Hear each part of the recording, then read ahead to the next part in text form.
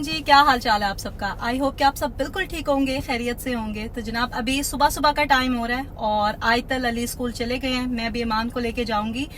एक सेरेमनी है यहाँ पे, जो जेफरसन पैरिश स्कूल सिस्टम है ना, उनकी तरफ से चैंपियंस के लिए एक सेलिब्रेशन है उनके अचीवमेंट पे।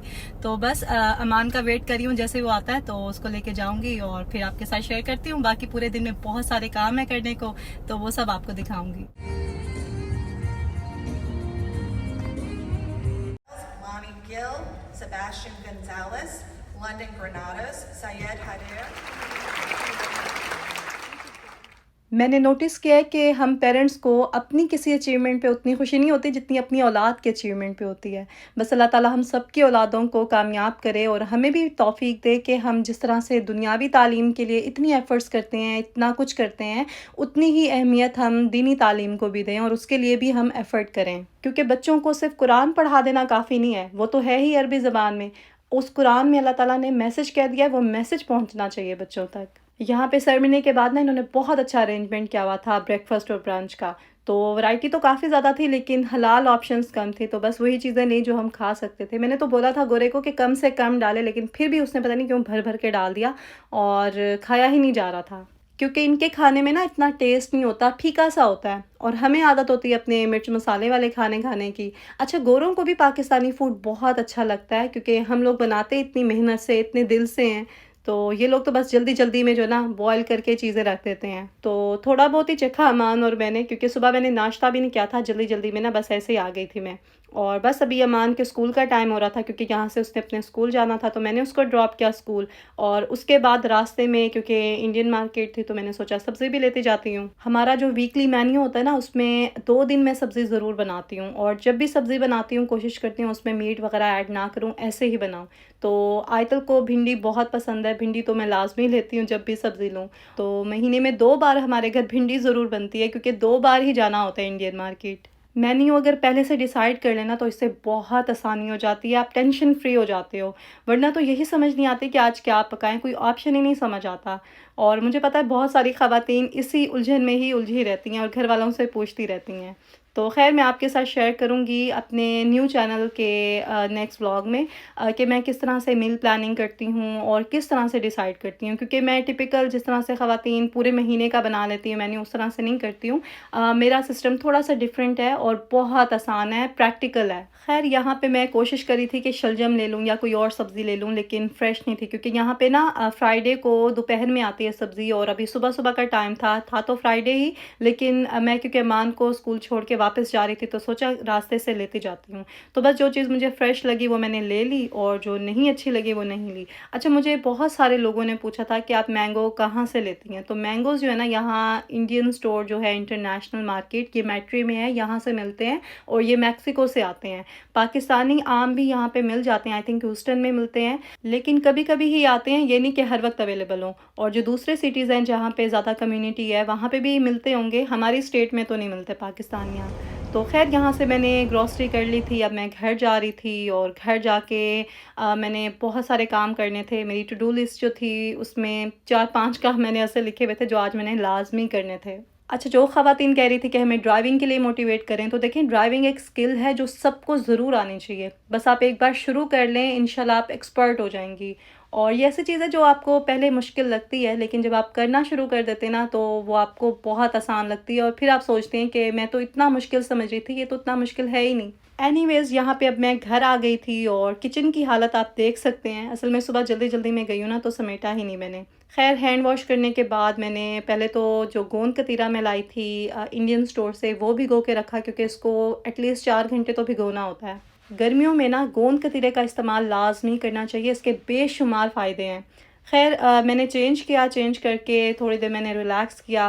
बादाम मैंने भिगो के रखे हुए थे रात से, तो सुबह तो टाइम ही नहीं मिला, वो खाए, साथ में थोड़े फ्रूट्स लिए और ये बस मेरा एक स्नैक हो गया था। उसके बाद फिर मैंने काफ़ी सारे काम करने थे तो किचन में आ गई थी। पहले तो मैंने ब्लाइंड्स ऑफ किए क्योंकि कैमरे में ना फिर लाइट ठीक नहीं आ रही थी। अच्छा, इस चीज़ का बहुत ख़्याल रखना होता है। कभी ऐसा होता है कि देखने में लाइट बहुत अच्छी आ रही होती है, लेकिन जब आप फ़िल्म करते हैं तो वीडियो में लाइट उतनी अच्छी नहीं आ रही होती। तो ये कुछ टेक्निकल चीज़ें होती हैं, कभी एक्सप्लेन करूँगी क्योंकि बहुत सारी मेरी सब्सक्राइबर्स हैं जिन्होंने अपने चैनल्स बनाए हैं, तो वो छोटी-छोटी चीज़ें मुझसे पूछती रहती हैं। तो मैं सोच रही थी कि एक वीडियो बनाऊँ और उसमें कुछ चीज़ें जो आपने मुझसे पूछी हैं बार-बार, वो मैं आपके साथ डिस्कस कर लूँ। यहाँ पे अब मैं जल्दी से ना किचन को टाइडी अप कर रही थी क्योंकि लंच भी रेडी करना था और उससे पहले मुझे फॉइल पेपर भी चेंज करना था स्टोव का, जो कि एवरी वीक मैं लाज़मी करती हूँ वरना बहुत गंदा हो जाता है। और किचन के कैबिनेट्स वगैरह भी सारे क्लीन करने वाले हैं, रीऑर्गेनाइज़ करने वाले हैं, लेकिन टाइम ही नहीं मिलता यार, क्योंकि इतनी सारी चीज़ें होती हैं करने को, तो जो ज़रूरी काम होते हैं वही हम कर रहे होते हैं और इस तरह की चीज़ें जो होती हैं ना वो पीछे रह जाती हैं। तो इसके लिए फिर टाइम निकालना पड़ता है, स्केड्यूल बनाना पड़ता है और फिर ही ये चीज़ें होती हैं। तो मैंने इंशाल्लाह नेक्स्ट वीक प्लान किया है, इंशाल्लाह पूरे किचन को रीऑर्गेनाइज़ करूँगी। वैसे तो पूरे घर को ही मैंने डिक्लटर करना है और सेटिंग वगैरह भी थोड़ी चेंज करनी है, लेकिन आहिस्ता-आहिस्ता करके ही करूँगी। तो 1 वीक में एक ही प्रोजेक्ट होगा। तो अपना रूम भी मैंने थोड़ा-सा उसका मेकओवर करना है और कुछ चीज़ें जो हैं वो मैंने चेंज करनी है उसमें। तो इंशाल्लाह फिर आपके साथ शेयर करूँगी। तो नेक्स्ट मंथ में ना आपको क्लीनिंग की, ऑर्गेनाइज़िंग की और इसी तरह की ही वीडियोज़ देखने को मिलेंगी, जिससे मुझे पता है आपको भी मोटिवेशन मिलती है और आपको अच्छी लगती हैं। ये जो कुकिंग स्टोव है ना हमारा, ये काफ़ी पुराना है और इसकी डीप क्लीनिंग भी मैं कर लूँ ना तो इसकी कोई इतनी अच्छी शक्ल नहीं निकलती। अभी तो ख़ैर मैंने जल्दी-जल्दी में ही इसको क्लीन किया था, बस मुझे था कि मैं फ़ॉइल पेपर चेंज कर लूँ क्योंकि एक बार कुकिंग स्टार्ट कर दो ना तो फिर पूरा दिन ही निकल जाता है। किचन के काम तो आपको पता है ख़त्म होते ही नहीं हैं। अच्छा, फ़ॉइल पेपर के बारे में अक्सर लोग मुझसे पूछते हैं, जब भी मैं किसी वीडियो में दिखाती हूँ तो ज़रूर मुझे कोई ना कोई इस तरह का क्वेश्चन आता है कि ये सेफ़ है कि नहीं है। तो मेरे साथ तो कभी इस तरह का कोई इंसिडेंट नहीं हुआ। हाँ, मैंने अपनी एक फ्रेंड से सुना था, उसकी किसी जानने वाली ने ना फ़ॉइल पेपर लगाया अपने स्टोव पे और आग लग गई। अब उसकी रीज़न ये नहीं है कि फ़ॉइल पेपर सेफ़ नहीं है, उसकी रीज़न ये है कि फ़ॉइल पेपर अगर ठीक से ना लगाया हो या टाइम पे उसे चेंज ना किया जाए, तो फिर उसमें आग लग सकती है। इसलिए अगर आप लोग भी फ़ॉइल पेपर यूज़ करते हैं, तो बहुत एहतियात किया करें, प्रॉपर तरीके से उसे लगाया करें और टाइम से उसे चेंज भी कर लिया करें, क्योंकि जो फूड वगैरह उस पे गिरता है ना, वो उसकी वजह से आग लग जाती है और एक बार आग लग जाए तो उसे बुझाना बहुत मुश्किल हो जाता है। बस अल्लाह हम सबको जो है ना अपने हिफ्ज़ व अमान में रखे। अच्छा, मुझे एक सब्सक्राइबर है मेरी, बहुत टाइम से वो कह रही हैं कि उनकी डिवोर्स हो गई है और उनको जो है ना हीलिंग के लिए कुछ मैं बताऊँ जिससे वो जल्दी से उस फ़ेज़ से निकल आएँ और रिकवर कर लें। तो देखें, जो लोग भी इस टाइम किसी मुश्किल परेशानी से गुज़र रहे हैं, चाहे वो कोई भी बात है, कोई भी चीज़ है, तो एक चीज़ अपने ज़हन में रखें कि अल्लाह ताला कभी भी अपने बंदे को ऐसे ही मुश्किल में नहीं डालता। ये हमारी आज़माइश होती है, ठीक है? और जब भी हम किसी आज़माइश से गुज़रते हैं, आप देखना उसके बाद आपको एक रिवॉर्ड ज़रूर मिलता है। तो आपने बस सब्र करना है और इस एंग्ज़ायटी को, इस डिप्रेशन को अपने ऊपर सवार नहीं होने देना। आप सूरह यूसुफ़ पढ़ें, वो तो इतनी उसमें लेसन्स हैं। आप देखें किस तरह से अल्लाह ताला ने जो है ना हज़रत यूसुफ़ अलैहिस्सलाम को मुश्किल में डाला और फिर उसे निकाला। बहुत ही खूबसूरती से अल्लाह ताला ने उस सूरत में हर चीज़ एक्सप्लेन किया और इसीलिए ये कहानियाँ जो है कुरान पाक में मेंशन की हैं, ताकि हम रिलेट कर सकें, क्योंकि ह्यूमन नेचर जो है ना उसको अल्लाह ताला ने एक्चुअली हमें बताने की कोशिश की है और हम इंसान ही जो है ना वो समझ नहीं पाते। तो आप सूरह यूसुफ़ पढ़ें, आपको बहुत सुकून मिलेगा और बस अल्लाह की याद में अपने आप को मसरूफ़ रखें और ये यकीन कर लें कि इसके बाद अल्लाह ताला आपको ज़रूर किसी बड़ी खुशखबरी से, किसी बड़े इनाम से जो है ना नवाज़ेंगे। कभी-कभी हमारी ज़िंदगी में कुछ चीज़ें ऐसी हो रही होती हैं जो हमें अच्छी नहीं लगती हैं और हम सोचते हैं कि ऐसा हमारे साथ क्यों हो रहा है, और जब वो टाइम गुज़र जाता है ना, उसके बाद आपको पता चलता है कि जो हुआ वो कितना अच्छा था और कितना ज़रूरी था आपके लिए। क्योंकि उस टाइम से अगर आप ना गुज़रते, उन लोगों से अगर आप दूर ना होते, तो आपकी ग्रोथ ना होती, आप उस मकाम पे ना पहुँचते जहाँ पे आपको अल्लाह पहुँचाना चाहता है। हमें तो बस हर हाल में अल्लाह का शुक्र अदा करना है और सही तरीके से जो है ना सब्र करना है। यहाँ पे मैं ना एक स्पेशल डिज़र्ट बना रही थी अमान के लिए, तो ये छोटी-छोटी सी खुशियाँ होती हैं, इनको सेलिब्रेट करना चाहिए, चाहे हम जैसे भी करें पर खुशी का इज़हार करना चाहिए। तो मैंने मिल्क लिया है तकरीबन 2 कप, उसके अंदर मैंने कंडेंस्ड मिल्क डाला था 1 टेबलस्पून और इवेपोरेटेड मिल्क डाला था तकरीबन आधा कप। इसके अलावा 2 चम्मच मिल्क क्रीम और ज़ाफ़रान और थोड़ा-सा जो है ना इलायची पाउडर डाल के इसको मैंने कुक कर लिया था तकरीबन 20 से 25 मिनट के लिए। तो जब ये थोड़ा कम रह गया, मतलब 3 कप से समझें 2 कप रह गया, तो फिर मैंने फ्लेम ऑफ करके इसको रूम टेम्परेचर पे कर लिया। उसके बाद प्लेन केक लेना है और उसके स्लाइसेस करके ना किसी डिश में रख लेने हैं। फिर हम मिल्क ऐड करेंगे और ये देखें मलाई वाला जो मिल्क है बहुत ही टेस्टी बनता है। अच्छा, ये जो रेसिपी है ना, ये है रसमलाई केक की और ये इतना टेस्टी बनता है। अभी फाइनल लुक भी आपको दिखाती हूँ इसकी, पहले हम ज़रा और काम कर लेते हैं। एक्चुअली जिस सीक्वेंस में मैंने वीडियो बनाई थी ना, उसी तरह से ही आपके साथ शेयर कर रही हूँ।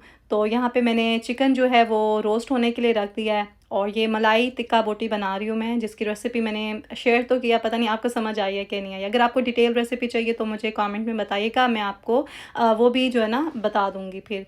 यहाँ पे अब मैं भिंडी कट कर रही हूँ और साथ में ड्रामा देख रही हूँ कर्ज़े जान। ये मेरा फ़ेवरेट ड्रामा है, इतने लेसन्स हैं इस ड्रामे में भी, आई थिंक सबको ही ज़रूर देखना चाहिए और जो भी लेसन इसमें हमें बताने की कोशिश की गई है बड़ी खूबसूरती से, उनको भी अंडरस्टैंड करना चाहिए। बच्चों की परवरिश के हवाले से बहुत अच्छा लेसन है इसमें। ड्रामा तो ये ख़त्म हो गया था पहले ही, बस मैंने रमज़ान में देखे नहीं ना ड्रामे, तो जो भी एपिसोड्स वगैरह वो रह गए थे वो मैंने अब फिर देखे, तो लास्ट एपिसोड था वो भी मैंने देख लिया और बहुत अच्छी इसकी एंडिंग हुई थी।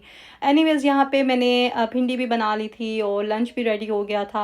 अब मैंने वो जो गोंद कतीरा भिगो के रखा था, उससे मैंने सोचा कि शरबत बना के जल्दी से पी लेती हूँ। इससे बहुत मज़े-मज़े के ड्रिंक्स बनते हैं, लेकिन अभी जल्दी में थी मैं, तो इसलिए मैंने सिर्फ़ रेड शरबत ही इसमें ऐड किया था। और उसके बाद मैं आपको फ़ाइनल लुक दिखा देती हूँ रसमलाई केक की, जो कि बहुत ही टेस्टी बना था। मुँह में डालो तो घुल जाता है। आप लोग ट्राई ज़रूर करना। इसे 1 घंटे के लिए मैंने फ्रिज में रखा था ठंडा होने के लिए और ऊपर से मैंने पिस्ते जो है ना कट करके डाल दिए हैं गार्निश करने के लिए, और वैसे भी ये अच्छे लगते हैं, टेस्ट भी इसका अच्छा लगता है। तो जिनको रसमलाई पसंद है वो तो ये रेसिपी ज़रूर ट्राई करें, उनको बहुत अच्छी लगेगी। आज का व्लॉग आपको कैसा लगा है जल्दी से कमेंट करके बताएं और लाइक नहीं किया है तो आप कर दें। मिलते हैं फिर नेक्स्ट व्लॉग में, अपना ख्याल रखें, दुआ में याद रखें। अल्लाह हाफ़िज़।